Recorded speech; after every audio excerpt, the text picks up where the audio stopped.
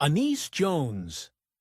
In 1976, child star Anise Jones was found dead at a friend's house after a party. As police investigated, they uncovered chilling details about what really happened that night. Anise Jones charmed audiences across America with her cutesy performance as Buffy Davis on CBS's Family Affair. But as Hollywood has shown all too often, the glamorous life of a child star often obscures troubling darkness beneath the surface.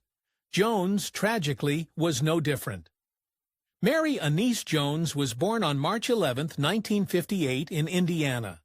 Not long after the birth of her younger brother Paul, the Jones family moved to California. The move would set Anise's destiny in motion, but hardship began before her acting career did. Her parents divorced soon after their relocation. This kicked off a bitter custody battle over their two kids that would last for years, resulting in an eventual victory for Jones' father.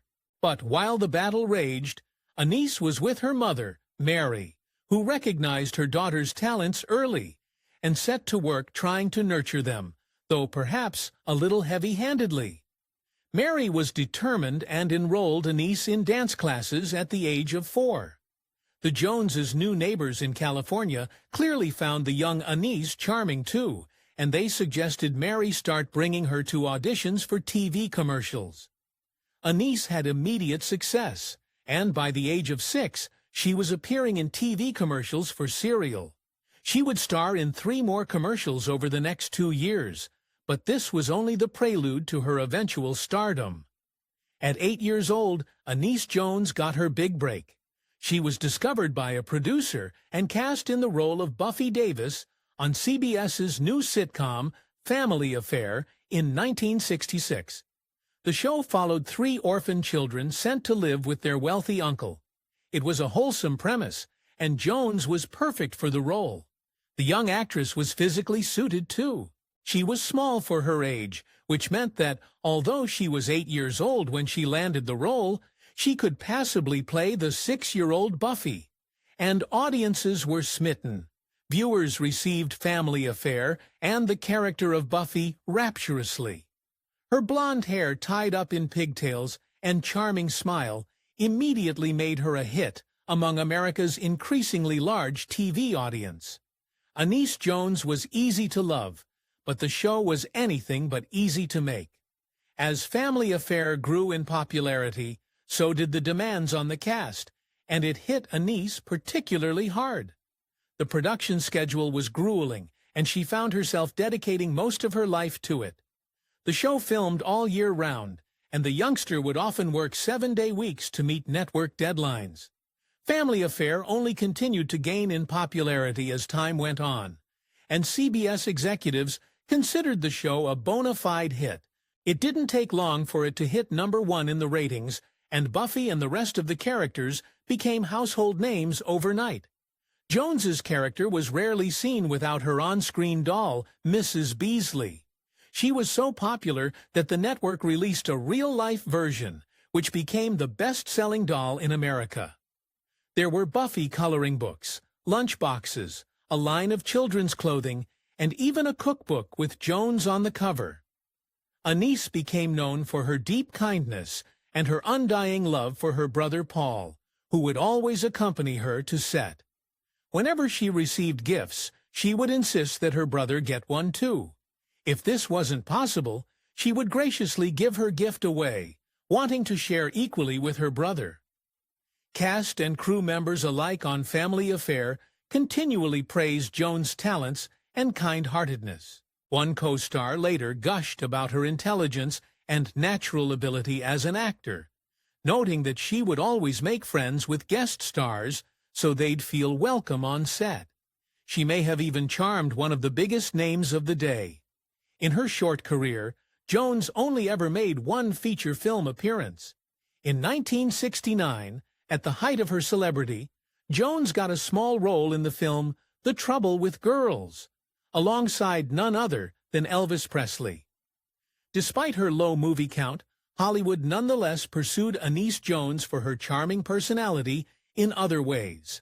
In 1967 and 71, She appeared as a guest on no fewer than 5 talk shows, including Merv Griffin's and Dick Cavett.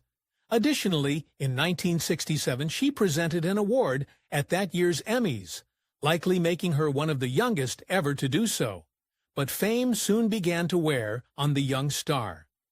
Family Affair was the one thing most young actors want, a steady job. But as the years went on, Anise began to see the dark side of her popularity. She began to tire of playing Buffy. She resented the character for seemingly trapping her in childhood and saw the role as baby-ish. Soon, her displeasure with it all began to come through on screen. Her performances in later seasons of Family Affair were not as energetic or convivial. Perhaps in part due to Buffy's less than enthusiastic screen presence, Family Affair's ratings began to slump. In 1971, it was canceled after 5 seasons. Anise Jones, now only 12 years old, was delighted and eager to begin the next phase of her career. But the looming shadow of the character of Buffy would prove difficult to shake. She auditioned for the role of Regan McNeil in the 1973 horror classic The Exorcist. Playing the part of a young girl possessed by a demon would have been the perfect pivot for the burgeoning actress. But director William Friedkin gave the role to Linda Blair instead, citing his difficulty in imagining adorable Anise in such a horrific role. And yet another attempt to avoid being typecast, she auditioned for the role of Iris in Martin Scorsese's 1976 classic Taxi Driver. Again, the part couldn't have been less like Buffy. Iris was a 13-year-old street worker who attracts the attention of Robert De Niro's character, Travis Bickle. But perhaps Scorsese suffered the same mental blockage as Friedkin, because the role instead went to Jodie Foster. Jones began to spiral. As she entered her teen years, and with little professional success, Anise Jones decided to lean into her previously denied freedom. She turned to substance use and shoplifting for thrills. She tried a few normal jobs, but couldn't seem to hold one down, and she reportedly suffered from erratic mood swings. By this time, Jones's parents' long custody battle had ended, and she and her brother had gone to live with their father. However, on March 7, 1974, he died from cardiovascular disease 4 days before his daughter's 16th birthday.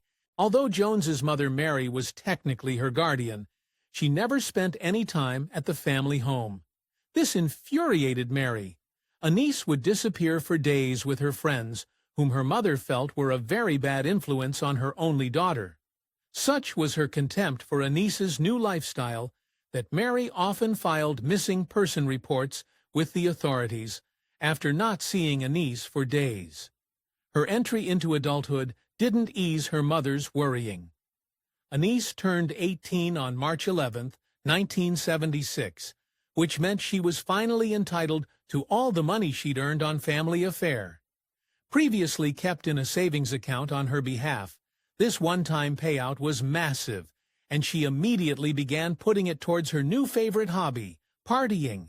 Naturally, this meant that her substance use worsened, and her life began to spiral further. She had received a payout of just under $200,000, and after 4 or 5 months, she'd blown through most of it. On August 27th, Jones took a trip with her boyfriend and some friends to party in the beachside town of Oceanside, California. The party would end up at the home of the father of one of Jones's 14-year-old friends. The next morning, August 28th, Anise Jones was found dead from an overdose. Such was the extent of her indulgence that even the coroner was shocked at how such a young girl managed to consume so much. He called it one of the most severe overdoses he had ever seen. Anise Jones had always loved the seaside. After holding a small private service, her family had her body cremated and scattered her ashes over the Pacific Ocean. Among the items found at the scene of Jones's death was an envelope with the business address of Dr. Don Carlos Mozos. This envelope contained a detailed description of the type and quantity of one of the substances that showed up on Jones's toxicology report. Mozos had allegedly been playing the role of Jones's doctor. feel good, prescribing Anise illicit substances on demand. Indeed, prior to her death, Mossos was already under investigation for his suspicious professional practices. The evidence began to mount. At the news of Mossos's potential involvement in Jones's demise, the media began to swarm, with reports digging up any damning information they could find. Many of the occupants of the building of Mossos's practice reported the popularity of the doctor's services, speaking of the long lines they would often see outside his office. The numbers were astounding. Jones's doctor appeared to work tirelessly to supply anyone that would give him business. A report released around his investigation revealed that Mossos would write over 100 prescriptions a day. He had no qualms about who he'd sell to either. Though she was only 18 at the time of her death, Anise Jones nonetheless fit the bill for Mossos's average client. When a local news team visited his office, they found it full of young people, most of them somewhere around Jones's age. It was no wonder she was able to procure the heroic dose that killed her. Mossos made it very easy for troubled young teens to get their hands on dangerous amounts of substances. The report released by the local news team alleged that Mossos only required a patient to show a valid ID, after which he would sell them a prescription for whatever they wanted for the low price of just $5. With all the evidence they'd gathered, the authorities made their move. Just 6 days after Jones's body was discovered, Mossos was apprehended at his office in Torrance, California. He was charged with illegally prescribing Second-All to the young actress, but was also slapped with multiple prescriptions for profit charges in a separate undercover investigation. His charges amounted to 11 offenses, but Jones's killer would never see justice. Despite his profession, Mossos was a very unhealthy individual. He suffered from diabetes, hepatitis, and high blood pressure. On December 6, 1976, he was admitted to hospital where he died 3 weeks later, just 4 months after his most famous patient. Jones's family still wanted their day in court. They sued the doctor's estate for $400,000. A 1979 verdict found the doctor only 30% liable for the young actress's passing, resulting in a $79,500 payout to her family. In 1984, Jones's mother Mary experienced another unimaginable tragedy. She lost another young child to substance abuse. Anise's cherished brother Paul overdosed on March 15th of that year, days after what would have been his sister's 26th birthday. He was only 24. Anise Jones wasn't the only cast member of Family Affair to suffer an untimely demise. Her co-star Sebastian Cabot died from a stroke in 1977 at the age of 59, and another castmate, Brian Keith, took his own life in 1997. These tragedies and Anise's life are a damning indictment of the physical and mental toll that show business can take on some of its most vulnerable talents. If you enjoyed this Factinate video, give it a thumbs up and subscribe for more incredible stories. If you want to see in who we cover next, join our membership program through the link in the description for exclusive parrots. Your support means everything to us. Thanks for watching, and we'll see you in the next one.